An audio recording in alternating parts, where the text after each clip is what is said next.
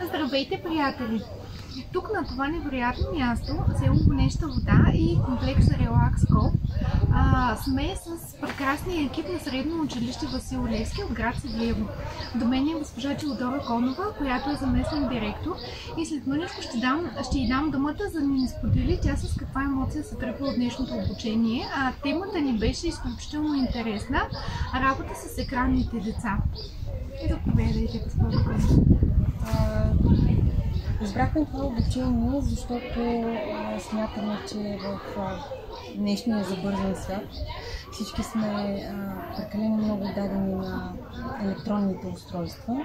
Първо, защото работим с тях, и второ, защото цялата информация и всичко е в тях и те са, както се казва, в ръцете ни.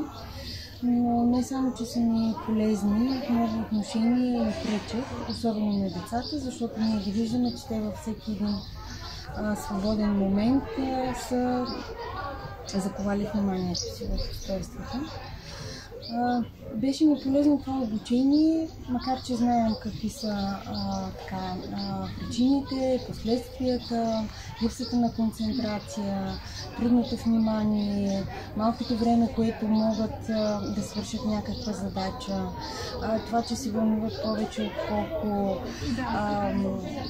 хейта или лайка имат в Инстаграм.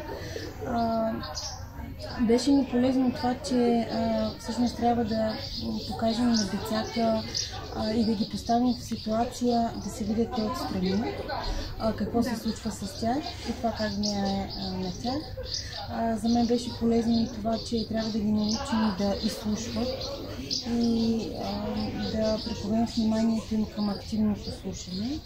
Но преди всичко трябва да се научим ние възрастните да го правим, защото последствието това децата да не слушат, защото и ние не можем да изслушваме. И всъщност, когато искаме да налагаме някакви правила, трябва и ние да ги спазваме. Полезното от това обучение беше, че за да можем да помагаме на децата, за да се справят с техните си проблеми, първо трябва да осъзнаем, че ние трябва да можем да се справим ние сами със себе си и да намерим мира със себе си. Тогава ще бъдем полезни и за децата, и за родителите, защото в основата на това какво се случва с децата е семейната среда.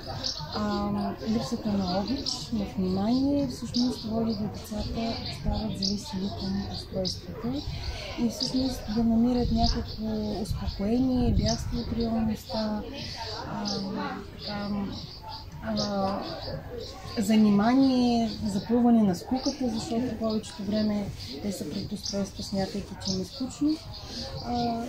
Тоест, за да помогнем по този начин, първо ние трябва да се научим как ние да подхождаме към себе си също така. И беше забавно, защото мина през театрална игра. Така и колегите се забавляваха. Се справиха брилянтно. Абсолютно. И вярвам, че така всеки се е грабнал от нещо за себе си. Така преоткрил се по някакъв начин, както че отговориха, че трябва да се смир със себе си, трябва да скъси с миналото, трябва да си по-спокоен, да подхождаш по-спокойно към ситуации. Мисля, че беше полезно. Прекрасно. Много благодаря.